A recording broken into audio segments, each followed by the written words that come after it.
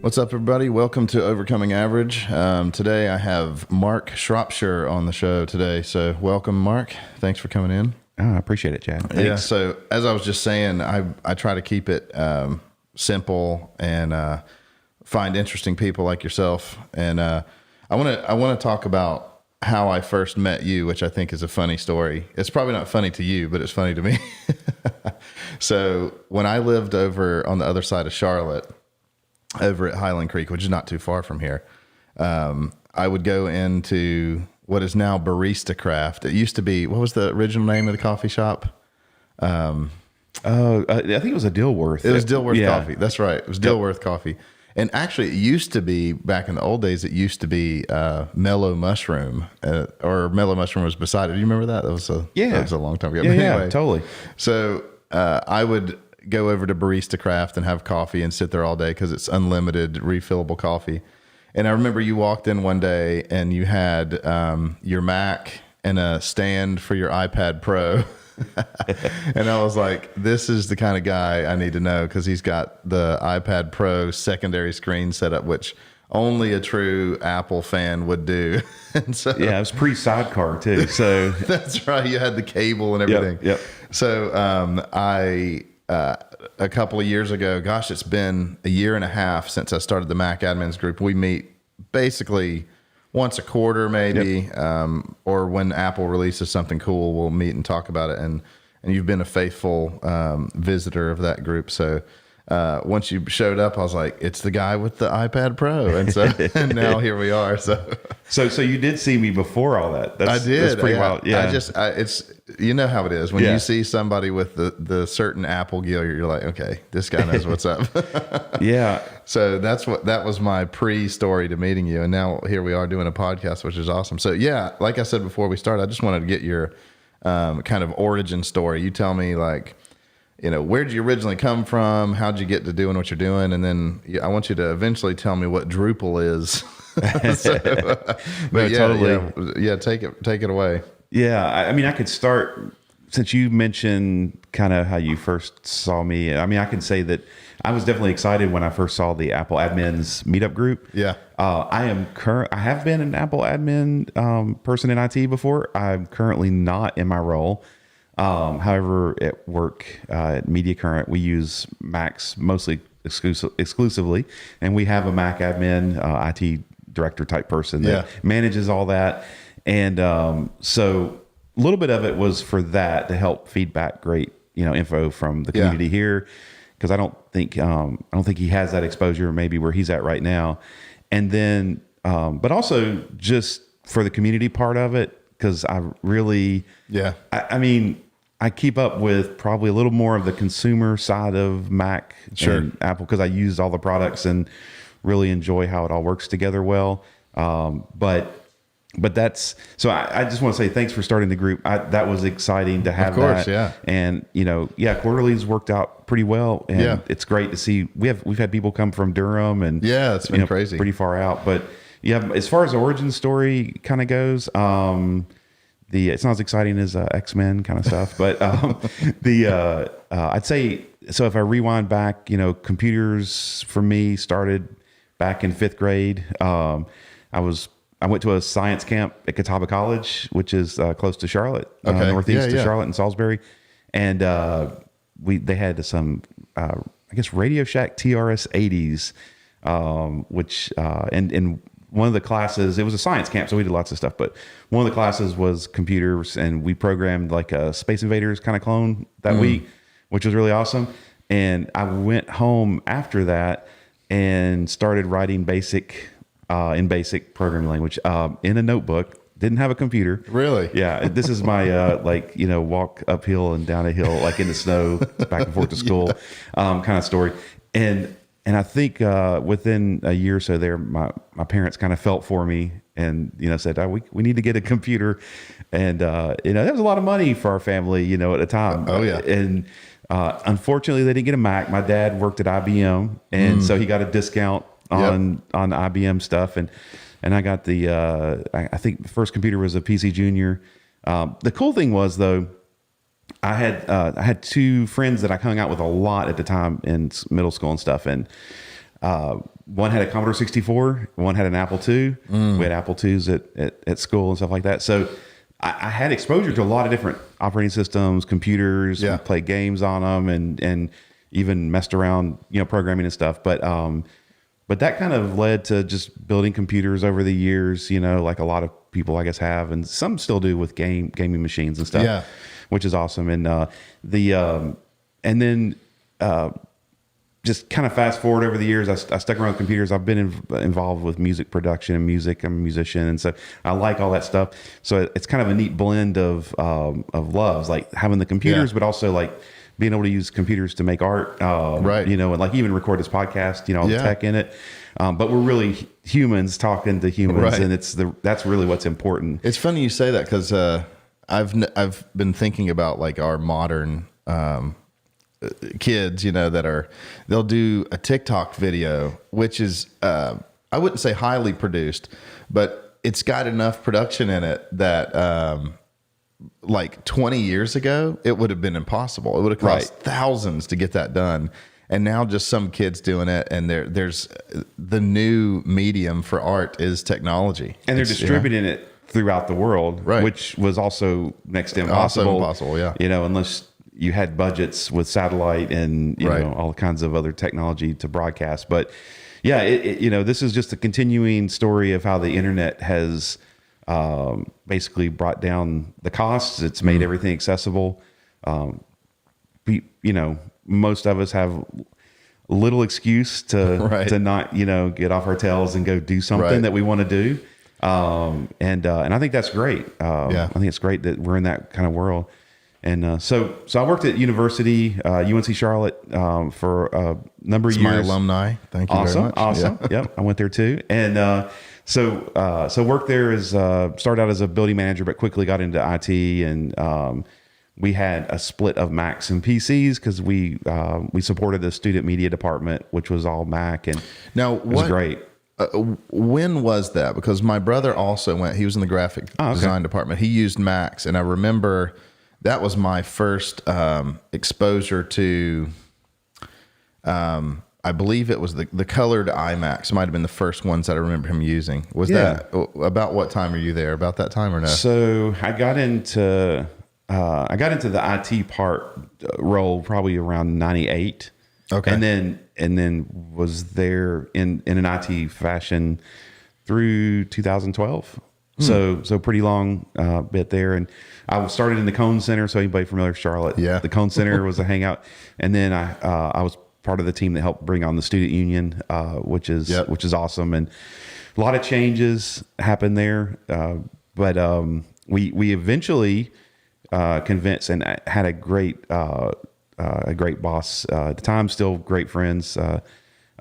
And he's retired since, but he convinced him to go all Mac and had a white paper, and we worked together to just say, hey, there's a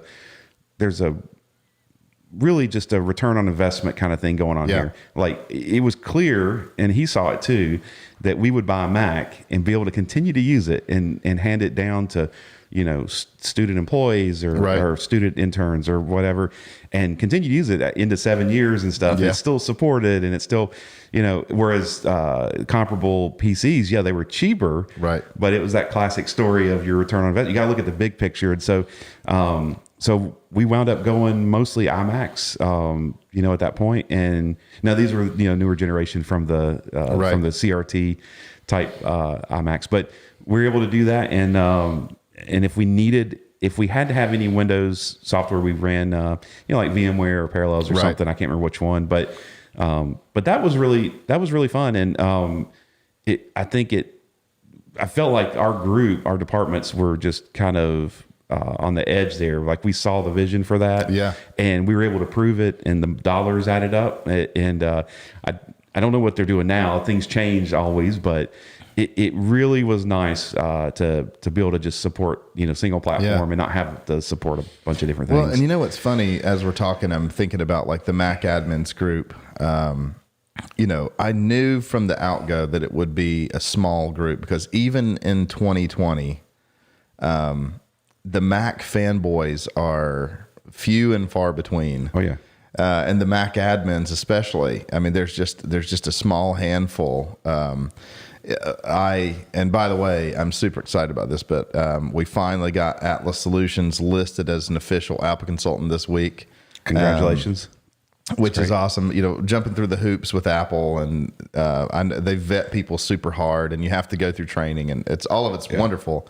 But we're now officially the only MDM capable Apple certified consultant in the Southeast, which is really awesome. That's great. So, yeah, congrats. Yeah, thank you. So, but it's funny because so many people use Apple products, but there's still behind the scenes that sort of like fanboy. Like, you're probably the only person I know with 4 HomePods. Yeah, and admittedly, you were, before we started recording here, it was you were talking about getting some deals on HomePods, and and I definitely have. I don't want to sound like I went out and bought them all at once because I couldn't afford to do that. I definitely waited for the deals, sure, and bought them. I think Mac Sales, Other World Computing had a really good deal going, and so picked up. But I think I'm good now. Like I said, small house, and but it's great to have a device that works with all of the devices my family has. And one of the reasons too, it's not just. It's funny because it's not just like, hey, I just went with Apple for some arbitrary reason. It came a little bit out of frustration. We had PCs at work, and there was a worm at one point that was circulating years ago called Blaster, and it infected a bunch of machines. I had to deal with it along with my other coworkers in IT.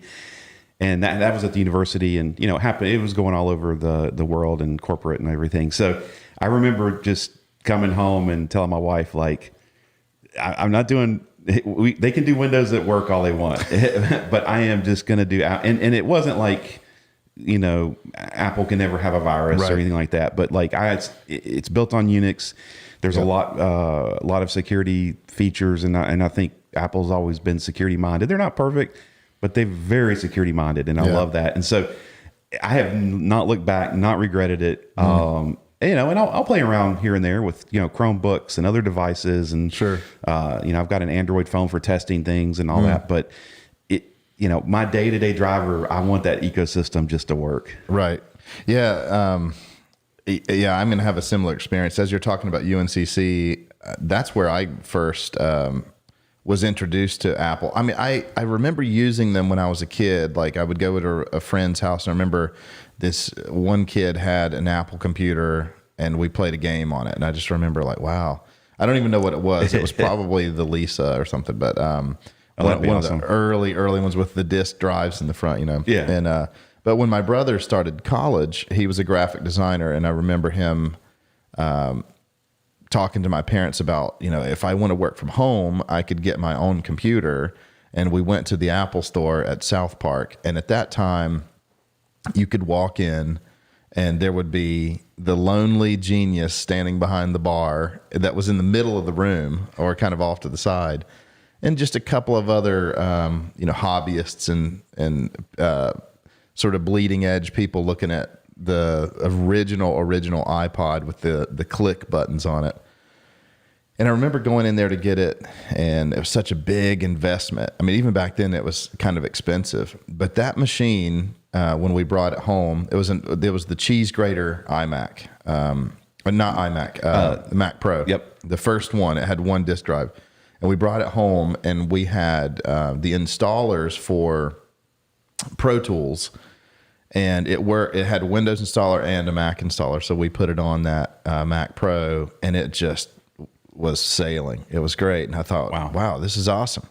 And so my brother, when it came time for me, I was just out of college. It's so funny that even that short a time ago, most people didn't have a laptop in college. So at the end of my college, I bought a laptop, and I went and bought a Mac. And I've never looked back either. I mean, obviously they have their utility, but and actually last time, speaking of security, last time we met for the Mac Admins meetup, I talked about app notarization and like what that's going to look like. And I really like what Apple's doing with some of the security stuff. I'm going to be hopefully giving a presentation on some of that stuff soon, because like I said, with this hobbyist mindset of like just a few of us, there's very few of us to kind of really help enterprise, and we're so rare. And that's why Atlas exists, so we can help with that sort of thing. So, so let's go back to you. So are you originally from here? Where did you come from originally? So I was born in Lexington, Kentucky. So originally from the Kentucky area. Are you a bourbon guy? You drink bourbon? I'm not. I've got friends that are kind of experts in bourbon and know all. I don't know all about it, but I do like it because it's in your blood, right? Yeah. It's definitely a thing in Kentucky, and I do enjoy it every now and then. That's cool. So I didn't know you came from Kentucky. That's awesome. Yeah, but I moved to North Carolina. My dad with IBM when I was in 4th grade. So, this area the Charlotte region has been kind of home for majority of time. So kind of been around here and seen this area grow and change, and I still love it. I don't really have a desire. There's places I love to visit. Same here. Places sometimes I go, man, it would be cool to live there, but just being between the mountains, we love going to the mountains and the beach and all that. It's a great location, and not it seems like probably once a month I hear somebody, a coworker or somebody I meet that's not in the area, say Charlotte is in my list of places to move to. So it's out there. It's a great. I mean, I'm one of the unicorns that was born and raised here, and as I talk to people, I mean, more than half of my neighbors are from New York. Most of them are. My wife's from New York. Like a lot of people from New York, from Pittsburgh, from New Jersey, all over California. And it's always intriguing to me, like, why Charlotte? Why did you pick Charlotte? And, I think it's just word of mouth, to be honest. I think people just say, hey, it's great out here. You got to come. There's plenty of jobs here. The economy's good here. It's fun. It makes sense to me because even as a native, I've traveled enough to where I've seen enough places and I'm like, these places are cool for a week. And then I want to be back home. You can drive to the mountains, drive to the beach, city, country. It's a great place. So definitely, the people who've been here, I get it. Yeah, it's a nice place, and I'm glad they're coming. So apparently, Charlotte grows 100 people a day. That's what I've heard, which is just incredible. So yeah, that is pretty wild. You start adding those numbers up, how that changes, and even that outside of Mecklenburg County, just the surrounding, the whole Metrolina region is. It's pretty big. I don't have current numbers, but it's continuing to grow, and it's pretty crazy. Yeah. So after all that experience at UNC Charlotte, I was doing IT and had a small group that I managed in IT, and great folks. Got involved with Drupal. You mentioned Drupal earlier. Drupal is a web content management system. It's been around a long time. It's for the techies, it's built on PHP and MySQL and so dig into that a little bit more. Yeah. I mean, I'm a technology guy, and I hear words like Drupal, but like, tell me what it is. Like, explain it a little bit more. So, I can say how Drupal started, and then just move into kind of quickly where it's at now. But like Drupal started really like a lot of I think PHP frameworks. It was started by Belgian. And later became PhD student there, and needed some Dries Butart is his name, and but he now is CTO and is over the Drupal project and works started Acquia, which is a Drupal hosting and product company, and our company works with them. But when it started, he wanted a website to share kind of maybe a little bit of a bulletin board and a little bit more, but wanted to really share things with college friends and people in their dorm. And so just kind of wrote it. I think he actually was more of a Java developer, but PHP was accessible. Really? So it did it in that. And then it really was a hobby type. A lot of us started with Drupal as like, hey, we're figuring out PHP on our own. Maybe a lot of people in Drupal community are not classically trained programmers, and more are now. And then you fast forward to today, and we're at Drupal 8, about to go to Drupal 9, and it's become now an enterprise. Like, very few people come into it like as a hobby. Now, you could, like anything, you can learn anything you want, put your mind to it, but it's now used around the world, a lot of higher ed, a lot of government, corporations, and so it's looked at as one of the leading open source content management systems. And so you can kind of build any kind of system you want out of it. I call it a content management framework because I believe it's so flexible. You can really build the experience you want. Yeah. Oh, that's cool. Yeah, that's a good explanation. So, and what's the company you work for now? Yeah. So I work at Media Current now, and my role is senior director for development. And so part of that transition from IT and that experience, by the way, having that IT experience is so valuable because when I meet with clients, like, and they're in IT departments, I know what it feels like to be them. I know what it feels like to live that life. So it really, the empathy is there. It's really fun. But I made the transition into really wanting to focus more on the development, software building side of things. Still love hardware, but that happened. That's what led to me leaving the university, going into Drupal development in corporate, and then later going to Media Current as an agency concept, which is real exciting because we get to work on so many different projects. Now, when you got the job at Media Current, what do you attribute your kind of skill set you picked up? Like, did that help? Obviously it helped, but were they looking for somebody kind of with an Apple background like we talked about? I don't think the Apple background played into it so much. It's definitely something that helped because predominantly it's Mac users there. We've got some Windows users and Linux fans and all. I'm a Linux fan too because it's on all the servers. And, I love it. Still Unix.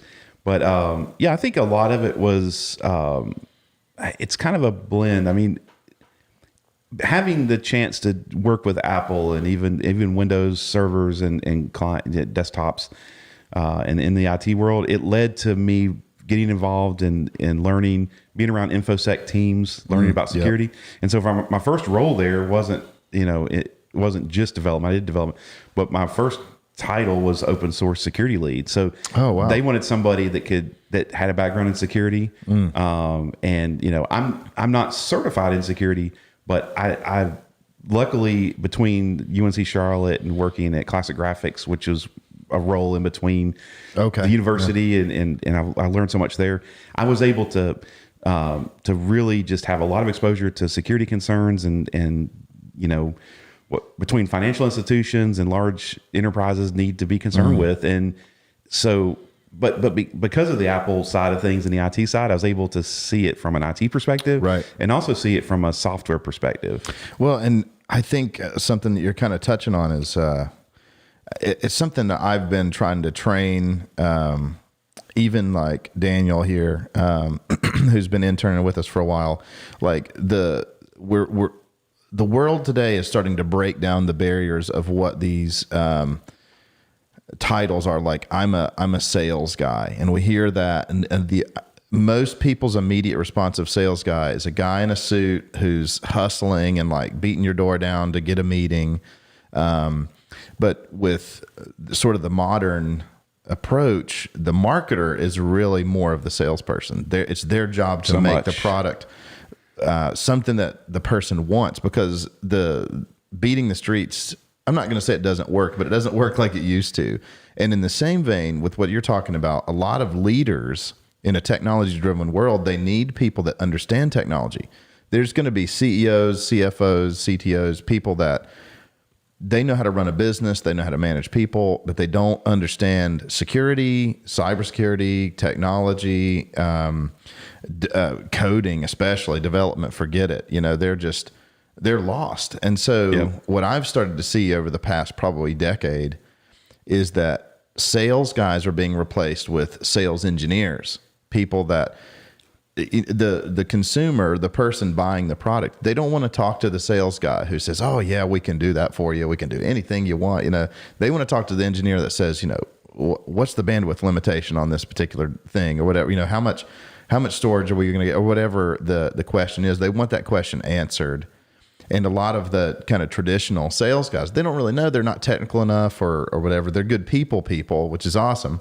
But it's like nowadays, we need people like you that are, you've got a personality and the knowledge and the skill set to be able to communicate the technology. And that's just absolutely important today. Yeah. Yeah. And I would even back up a little on the, where you're headed on just the sales side of things. Yeah. It is so much about building relationships. Yes. Because any salesperson that's done cold calling will tell you that that's a super challenging approach. Yes. And it's a small percentage. It's kind of like sending, I'm going to mail, 5,000, flyers, to a bunch of households in the area. The percentage of any response is Right. pretty minimal, and maybe it works and has worked, and it's enough where it's worth the cost, and the ROI could be there. But what I really like to see, and it's something that we do at Media Current, is, and luckily we've got some just great salespeople, CSMs, customer service managers that they go in and they'll work with the client, figure out what their needs are, and they'll go as far as they can. And we've got some more technically minded people, but they know when to pull in somebody like a lead architect. Like the questions start going into some of those more advanced things, and then the lead architect from our team can step in and say, this is here's some past use cases we've seen with this technology that you want to talk about. And so I think that partnership, and that's where the sales engineer, we don't really have titled sales engineers, but that's what the lead architect, that's what they're doing. Poses. That's really what they're doing in that sense. So, well, and I think for younger folks that are looking for those jobs, I kind of found it difficult because when you're on paper on a resume, it's really difficult because everybody says I've interviewed and hired and fired people over the decades, and I've seen people that are going to tell you on paper, I'm great with people, I'm a fast learner. Everybody says that stuff, right? And it's hard to weed out like who is, but for those people that do have the skill set, I think today is a great day. Like, make a YouTube channel, put videos on your LinkedIn profile of you talking about, be the subject matter expert. Because I know for me, when I'm hiring or looking at employing somebody, I go and look at what are they doing? What do they talk about? Because you can bolster up your resume all day long and say all that stuff, and it doesn't mean anything. But that position, I think, is a really important position, but difficult to fill because they might have the personality, or they might be a good liar to tell you they know the technology. Because you could also just go Google the stuff, and like I could just go say, yeah, I know Drupal now because Mark told me about it. And you read an article about it. Yeah. So, but I would not apply for, Drupal developer job or whatever. And I think too, with the recruiters, they're trying to sell you. And I've seen some folks in the technology world that they go into a job that says, you have to be good at scripting. It's like, well, what does that mean? And they kind of flex the rules, and they'll stick them in front of a person who is hoping for a Drupal developer, and they know the word. Anyway, and they may be great at some other framework or language, but it's you do, as a hiring manager, you do want expertise in the specific thing that you have. You may value other experience, but you definitely are looking, for a certain kind of expertise. Yeah, and the proclivity is hard to notice as well, with like, okay, you might not know how to be, a Drupal developer today, but given 6 months, you'll be awesome at it. There are those people that you can just see they ramp up quickly. They do actually learn technology quickly. I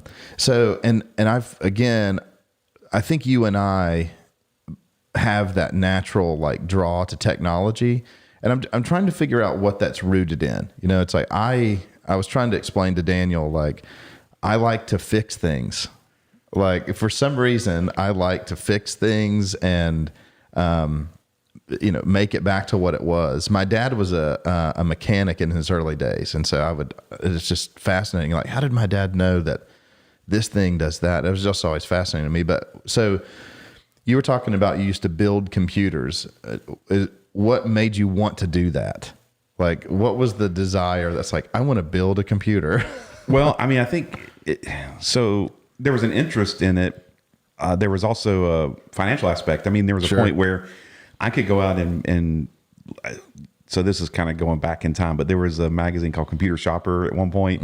It was real thick at one point, got real small, and then nobody cares about magazines now. But anyway, you open up this Computer Shopper, and you could just price and say, I'm going to find a value price on a motherboard and hard drives and memory, and you could decide how much you want to spend, low or high, on different aspects, in a case and a power supply. And it wasn't like I was designing the microchips or something. Sure. I was an electrical engineer, right? But I felt like I had some control over this Rector kit sort of device that then I could use.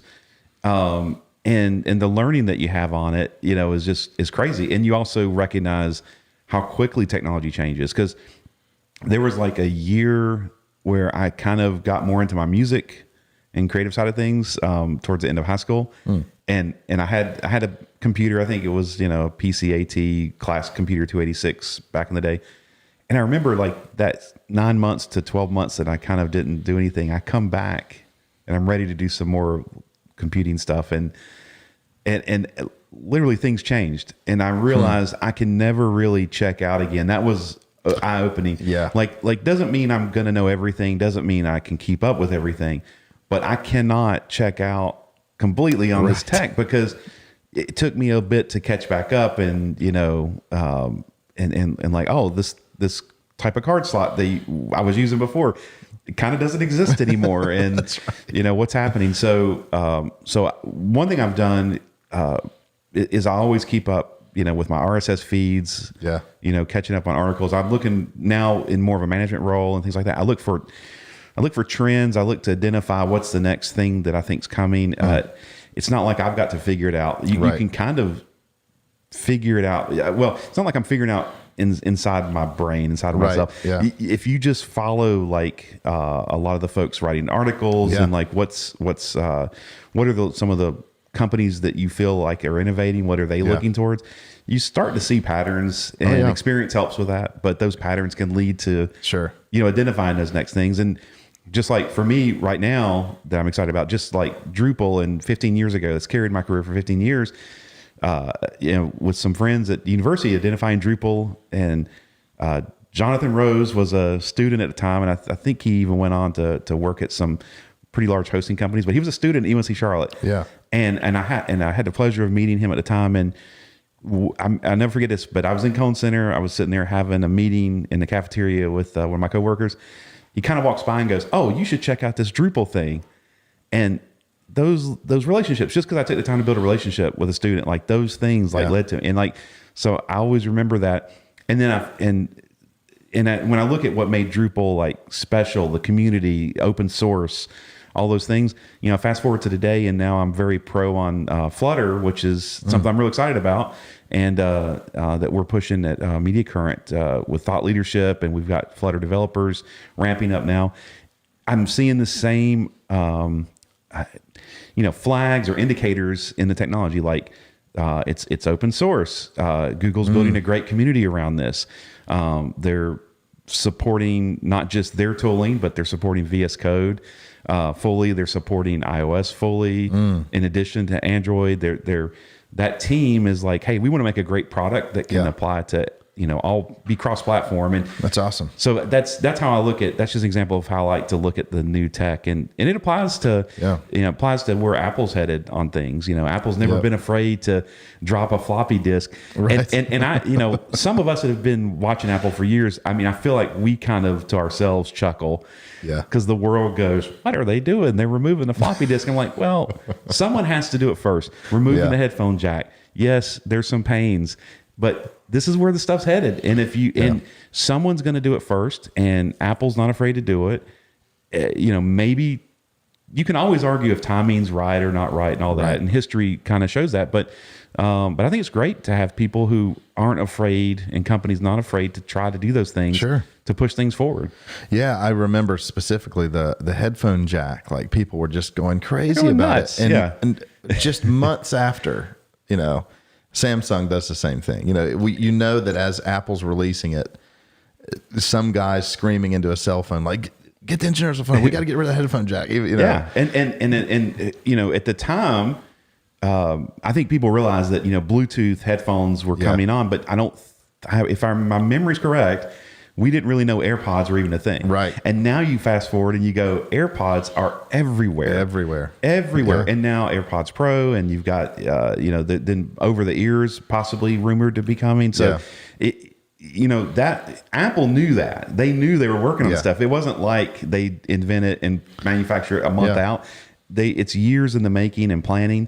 It goes back to their Beats acquisition. Yeah. So it sometimes I think when something big happens like that, you have to ask yourself why. Instead of being critical and saying, "Oh, they're dumb for doing that," and whatever, being cynical, say, "Hey, why are they doing this? What's the next thing that's coming that's prompting this?" Because that's usually the answer to that. And you get both sides. Like you have the other person that as soon as the new iPhone's released, they're like frustrated that it doesn't have something, and it's like, what else would you put in the phone? Like it's just.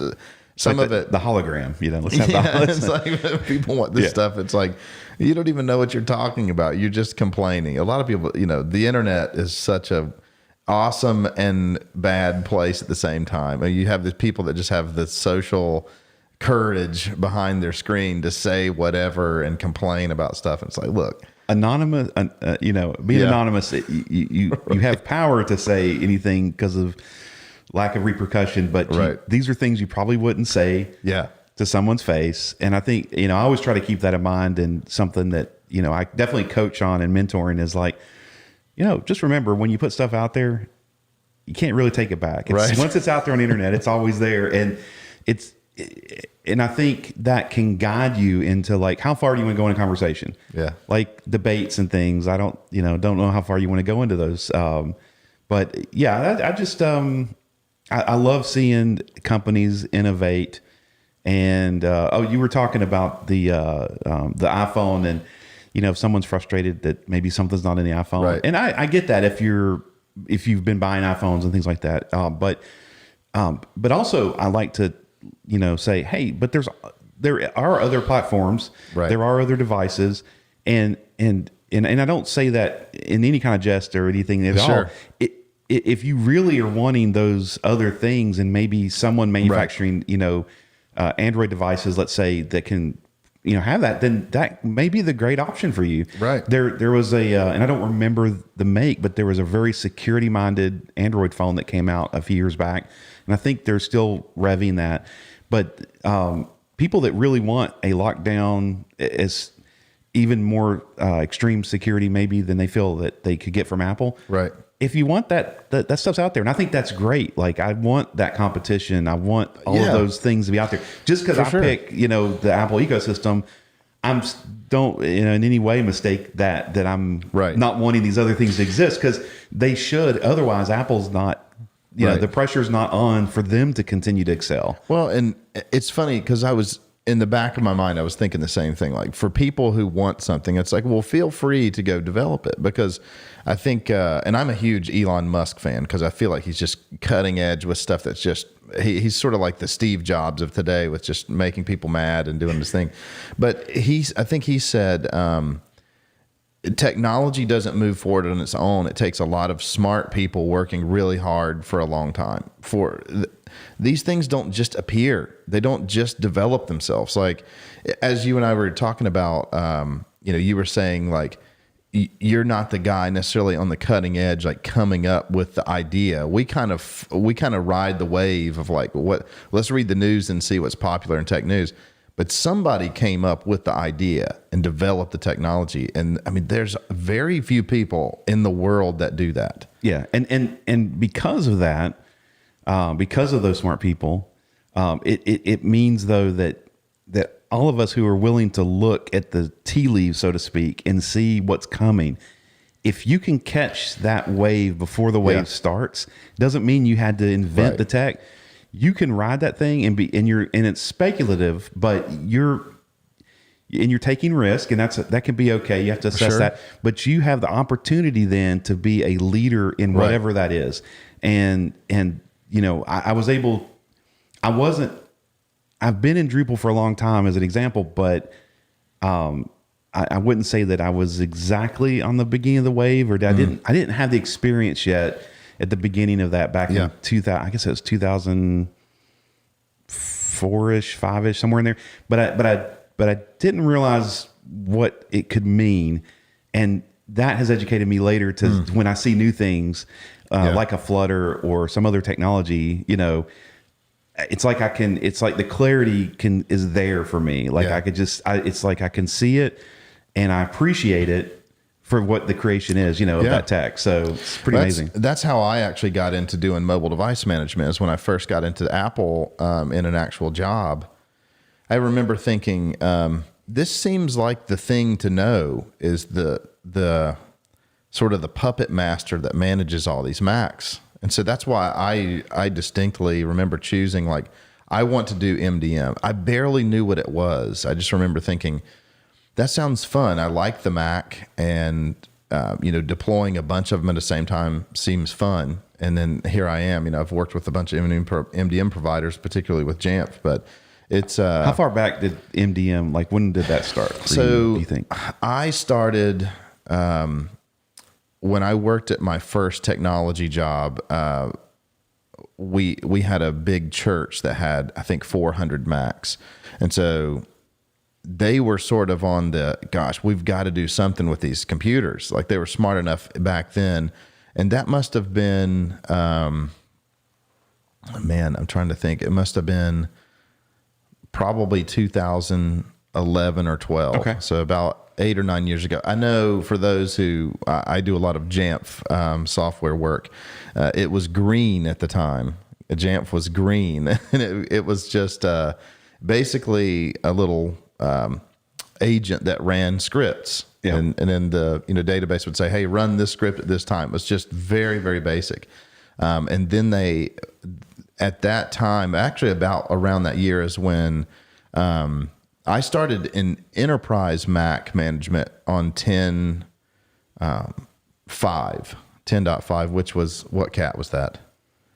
It was like Tiger. No, Tiger was 10.4. Yeah, I lose track or of something. Yeah. It was Leopard. Okay. So Snow Leopard came out with 10.6, and then you had to upgrade to 10.6.8. That's where the App Store came, and then you got Lion. So in 10.7 is where MDM, the official MDM, started. So you had config profiles and stuff. So that was sort of when I started at the very, very beginning of that portion. And it's totally changed now. But yeah, I mean, it was nothing I did. It wasn't any magic. It was just being aware of technology, like looking and thinking, where's this going? You could see the vision of where the need was, and that's just that's your example of how you caught onto that wave before it really started, and said, hey, I'm going to invest time into learning this and to being a front runner, so to speak, in the in that tech. But I wouldn't even discount someone like your contributions to that, because if you think it takes it, and this isn't kind of more of an open source minded kind of thing, because the Apple community has a lot of open source, not just the fact that Apple gives back to WebKit and to Darwin and things like that. But I'm just thinking, like, there is a long history. It's probably unknown to many unless you are an Apple admin. But there's a long history of the Apple admin community just starting a meetup group. I mean, it is a very open source minded. Let's share Apple scripts. Let's share the scripts for the to work with Jamf. I remember early Jamf days. We had at NC State. There was a couple of folks out there that I think you probably know, but they started like the statewide Jamf community and that kind of stuff. Like, this stuff doesn't just happen. It maybe someone invented it originally and created the idea, and maybe a small group, but I think it can only grow with like that community effort. Right. Well, and you say the word open source. I know for a lot of people, they don't even know what that means. And I just want to explain it just in human terms, because if you put it in terms of another industry, it literally is, hey, I created something and I'm going to give it away to everybody. I mean, that's literally, you've got these smart people working at their homes on their own time, developing code that's helpful to other people, and then just putting it online That's the source code, the original code is open to anybody to use. And I just have always found that so fascinating because most people hold stuff close to the vest, especially their creative ideas. But in this world, in the open source world, it's just wide open. They just put it up there, and then some other smart person takes that and adds on and adds their flavor to it. And it's just incredible. It's just an incredible thing in the technology world to see. There, basically anything you pay for, you could probably find an open source version that's going to be great. And pretty much these days, every piece of commercial software, every corporation uses and runs open source. Yeah. And depending on the license for the open source product, they probably, if you go to the about page in the app or, some information that's supplemental with the product, you'll find where they're required by the license to list all those open source toolings. And I'm great with that. If I can take, and this is part of also the draw to go to Media Current for me was the company being so dedicated to open source. Like we are experts at open source. We build with open source tools. And even now that we're building internal products that we want to release to clients and to the public, it's empowering to be able to tell that story that we're using open source tools to drive this, which means that we don't just take, the code and use it. Right. If we find bugs, we'll fix the bugs and we'll put it back in the community and we put it back out there to improve it. And that's just being a good, steward of of that whole process. I have a love for it because I think I see the value. Open source can be challenging. It's not easy. There's, if you Google it, there's, folks that get burned out and people that there's all kinds of other things that can happen. But I do think there's plenty of success stories also. And I would suggest anybody that's interested in it, go find those products that have just been a huge success, whether it's, Drupal or some Apple open source tech that's out there, and say, what makes WebKit so special? And, those WebKit developers are pushing out nightly builds every day with new features. And if you want to see what's going to probably be in Safari in the future, go download the nightly WebKit build, and you'll start to see patterns that'll show you kind of, hey, this is what's up and coming. Well, and I think working with a lot of enterprise customers, that for good or for bad, that word is sort of scary, like open source. Like, that means anybody could be putting code in there, right? But I think it was really awesome. A couple months ago, I guess a little over a year and a half ago, Jamf bought Nomad, which was an open source Active Directory integration tool. And it was actually really nice because Nomad, it's been around for years, and it's like we kind of used it behind the scenes, but it was hard to go tell this enterprise customer, hey, there's this free download and it's going to fix all your problems. It sounds unbelievable. Yeah, it sounds unbelievable. And they're like, no. But now that Jamf purchased it, they kind of put the stamp of approval, like, hey, it's legit now, and you can still get it for free. Yep. And Jamf just charges on the other side if you want it to integrate with Azure and Google, enterprise level stuff. You pay a little bit for those integrations and make sure it's up to par with whatever you're using. And those little advancements are nice, and they should be paid for features. But to know that it was all out of open source is just awesome. And what I love about Jamf purchasing Nomad is the fact that it ensures, at least for the time being, that Nomad is going to be supported. It has backing, and I think that's okay. And with Jamf making that investment in Nomad, if they can monetize some products on top of that, that's the way open source services work. I mean, if you look at Red Hat, if you look at Acquia, for Drupal, if you look at these other companies, they have to make money too. They have employees, they have payrolls to meet. So that's a big part.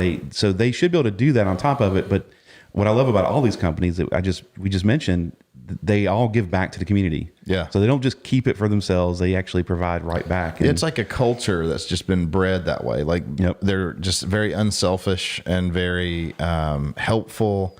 And it is unfortunate. I have seen, and I'm not a developer per se, but I have seen people get burnt out where, some great little projects, you just see a page come up one day like, I'm done. I've had it, but the success stories as well of somebody that had a great idea and it kind of grew into something that was purchased, and they, now they've they made it big because they sold their sort of pet project or whatever. There's both sides of it, which is, typical, but yeah, I think I see more success than the people giving up, and in the Apple community, especially, there's a few people out there. I'm sure you're familiar with Mac Mule and Eric Dreyer and some of those people that, they write books. They, give talks. They're constantly on Slack, just giving away, hey, I wrote an article about that problem you're asking about. No, it's like, of course you did. Like, it's like writing that article takes time and takes effort and takes knowledge. And so I'm always appreciative of those people. They're always glad to help. And that's part of that open source mindset. Yeah. I mean, and I'm glad you brought that up, because one thing that I like to talk about with Media Current and in the open source community is just that open source is more than writing code. And recently we've had some projects internal where that are open source projects, but we've had some internal initiatives to work on those and help give back to the community. I've got a security distribution for Drupal called Garter that I work on with a team of people, and I've just absolutely loved it. We've built up a great team to work on that now, and the team, it's a little different. It's not all developers. We have digital strategists who are helping. We've got marketers that are helping with the marketing side of it for a big release coming up, and we always have documentation needs, and there are some people that just love writing documentation, right? And me. It's a special kind of person, but we need all those people to create that team. And developers, I think a lot of developers can write really well, but they want to write code, right? And so they don't get into the documentation, and so so I do want to make sure that anybody listening and watching, they know that there's places to plug into open source, even if you're not a coder, and there's people that'll be glad. They'll probably just virtual hugs and everything if you could just get involved and help. Yeah, well, and on that note with style, you were talking about the marketing people. Like, I think there's a big push. Apple's been concerned about style for a long time, but we had a guy present at 1 Million Cups here in Lake Norman a couple of weeks ago, and it was a great presentation. He has an app that basically, I wish I had the documentation. I would mention it, but maybe I'll have him on the podcast soon. But he has an app that basically, if there's an active shooter or a medical emergency, you pull up your device and you have a couple of buttons like fire, medical emergency, shooter, whatever it is, and you can press a map. They're going to map your school, your business, or whatever. You can press a map and say, that's where the person is. We see this guy walking across the lawn with a gun or whatever. So boom, now kids don't go running out that way. You're informed, and it's instantly live. It hits all the people around that have the app on their phone. First responders get notified. They can call 911 from the app. It's really awesome, but it's really ugly. And so one of my recommendations for him was, yes, it's simple, but get a UX person in there to say, let's make this app look cool. Not that really matters, but I think what does matter is simplicity and beauty hand in hand are super, they work together really well. Like when anybody that, 70-year-old admin can pull up an iPad or iPhone and without wait, where am I going? What do I click? It's just very easy to see, and you click the buttons. And it is simple use. The app this guy had going, it's very simple use, but it could have used a touch up from somebody that's got a little creative mind with the icons and that sort of thing. So yeah, there's something for everybody in the development world. We need all types. We need the technical people. We do need those salespeople to explain, because sometimes tech people, I think sort of the bad part about tech people is we understand, and we don't know why you don't understand. Which I think, going back to the community with some of the Slack channels, the Mac admin Slack and stuff, there can be even a person like myself. I'm by no means an expert, but some people would view me as I'm Apple expert in that vein, but sometimes I'm afraid to ask a question because you'll get the guy that goes, well, that's obvious. You're an idiot. You don't know what you're talking about. Like, why would you even ask that stupid question? And we need a little less of that and a little bit more encouraging, like, hey, you ask any question you want. Because sometimes I know personally I've encountered a few like really big problems with either Apple or Jamf. And I'll post it on the channel sort of reluctantly, like, man, is this something that I missed? Like they put an article out 2 weeks ago that I just didn't read or, glazed over. And I'll say, has anybody noticed such and such? And then 3 or 4 smart people pop up and say, no, haven't seen that. And it's like, oh, it's actually a really big problem with Catalina. And then it spreads and then it's fixed, So I think that having the open community of being able to share your questions and your ideas and get in there is super essential. I got in the world of APIs. I've noticed there's some API training on like here's what an API is, and then it just goes way up in the clouds and just way above everybody's heads. And we kind of need that steady slope of how would I get into open source? Where do I go? What do I read?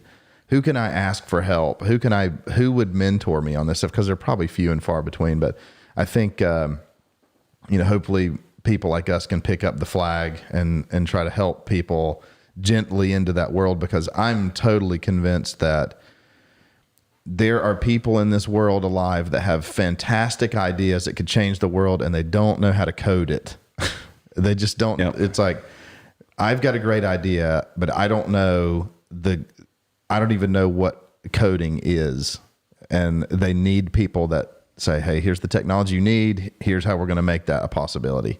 And so I'm excited to see when coding becomes, with things like Swift and some of these other languages that are becoming a little more human, maybe we can start teaching it in schools a little bit more. And I won't go down that rant, but I think education really needs to press into technology in the development world, especially because, and I get the whole economics of the deal, but if I'm going to be a teacher of a development language, I could triple my salary in the enterprise at the lowest paying place.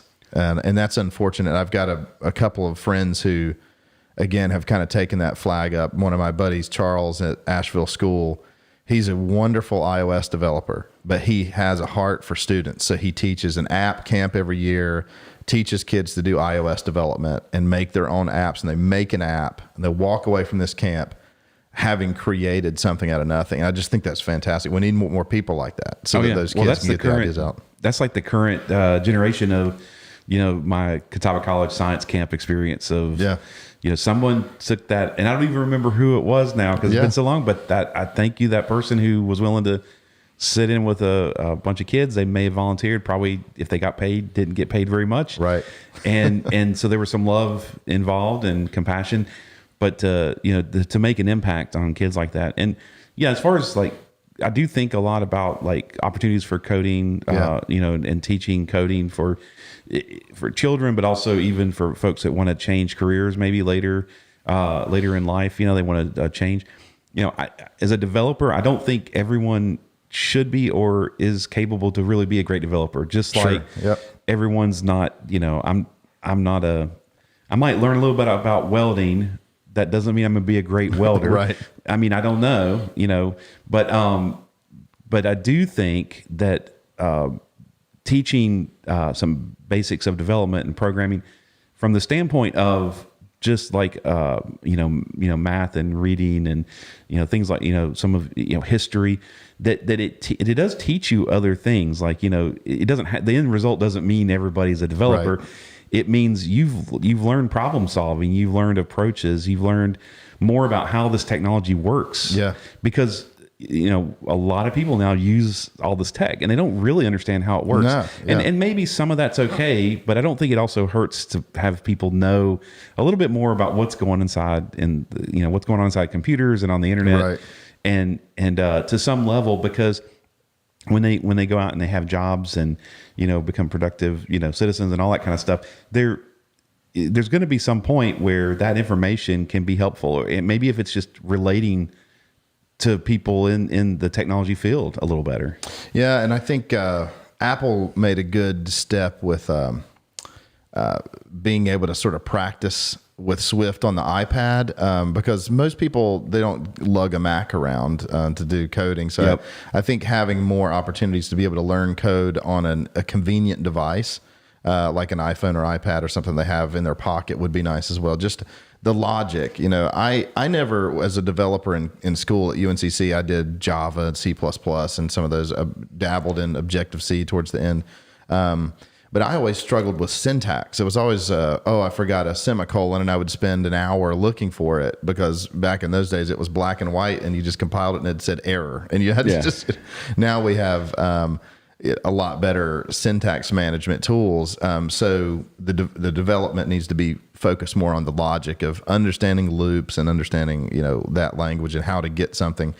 And also to see a project sort of fulfilled. I struggled in the developing world because I spent a lot of time doing those back-end languages like Java, where you could code for 6 months and all it does is spit out text at the end. And it was really advanced text on like how to beat this board game from Cracker Barrel, but it wasn't an app. It wasn't a game. It wasn't anything that seemed like it was worthwhile. Even though it was very complicated, good code. I think for younger people to get something that they can see quickly is important.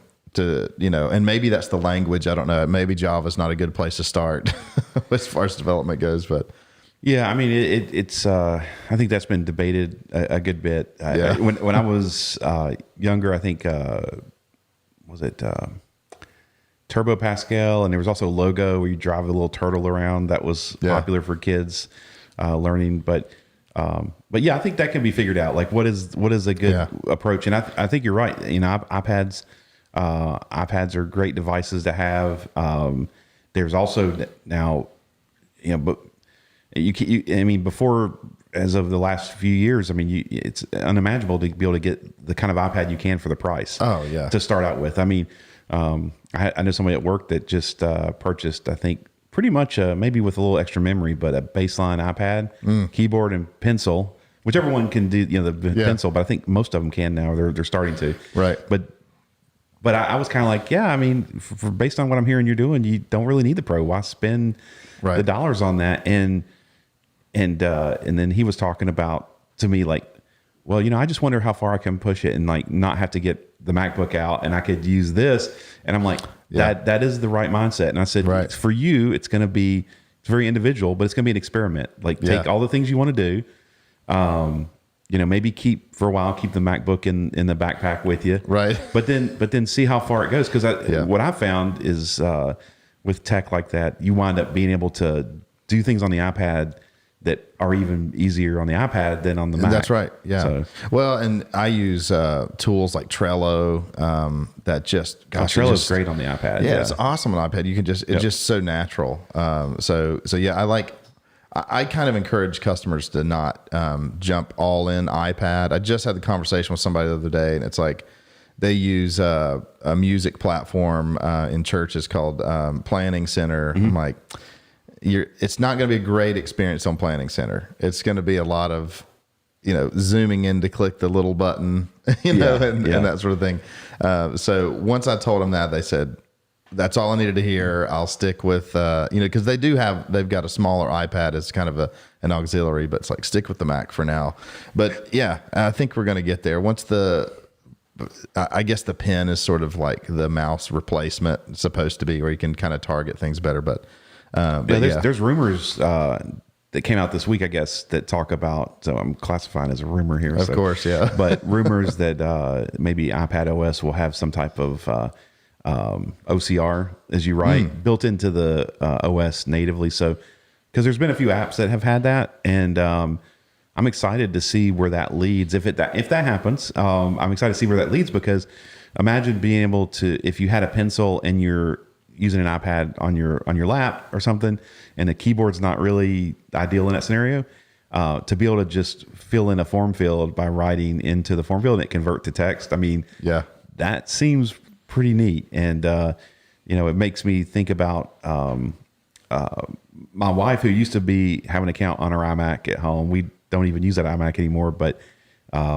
she's been full iPad for, she uses a computer at work. She's in the health field.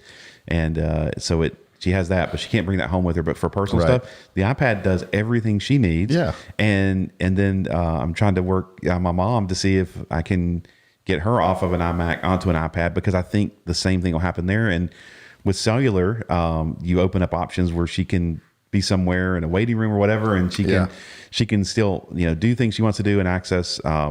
So I see all these things as just helping to, all the work that Apple's doing on the iPad OS, helping to make that experience better, for the future. Yeah, absolutely. So let me ask you about your sort of projects you've got going on. You were talking about your food truck project, so tell us a little bit about that. Yeah. I've got a good friend of mine, and so kind of a side hustle that we thought about last year, and it was also so. I will say this, one thing that I do a lot, whether things become really a real business idea or just become like, you don't know sometimes going in, you take the risk and you try things, whether or not something is, profitable or becomes a business or not.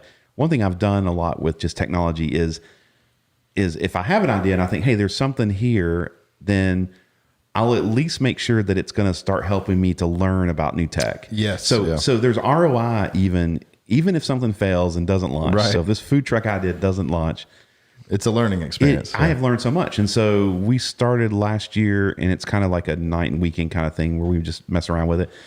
And we got into progressive web apps, and it's something that that's interesting to be able to have a web app that you can install like a native application. And I knew there were limitations, but it forced us to.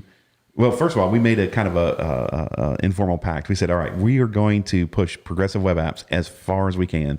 How far could it go in this food truck idea? And the idea is basically simple. It's think about like a Yelp for food trucks, where you can get notifications of food trucks around you. There's a few of those out there, and of course, I couldn't go on without saying we think we can do it way better. Of course, and a lot of it has to do with design, But we took the progressive web app idea and pushed it as far as we can. We ran into issues where like Safari on iOS doesn't support push notifications for progressive web apps. And Apple's kept that right now in native, the native platforms like Swift and that sort of thing. So that learning was great, because now I am sold on progressive web apps. I think any website that you have should probably have some progressive web app technology in it. And now we're doing progressive web apps at Media Current, which is exciting. So I was able to take that little bit of a side hustle, which is always part of the plan, and apply it to my day job. Yeah. And make sure that is something that aligns. And then we're doing React. I wanted to learn React. So we do React and have for a while now at Media Current. So it allowed me to learn and my buddy to learn more about React along the way. So that was exciting. And then now it's moved us. That's kind of what part of the Flutter thing too for us is we realize, okay, for this to be successful, it really needs to be in the app stores. That's where, you can argue different apps may not need to have that marketing, but our competition, they're in the app stores. They're both in Google Play and the Apple App Store. So I'm like, Flutter looks like the way to do that, where we can write the code once.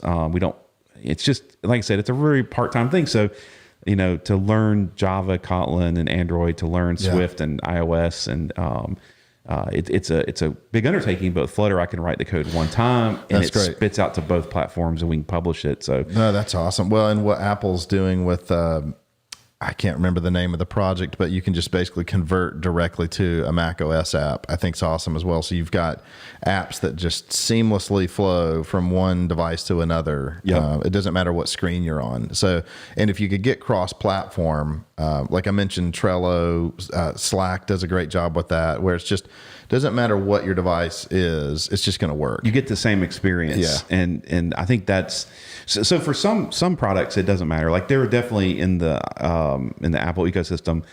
We know some of those, and they do podcasts too that are like they write exclusively for iOS, and I get that. Like I get that draw because some of the products really are tailored around tech that only that iPhone has or the Mac has, and so it totally makes sense.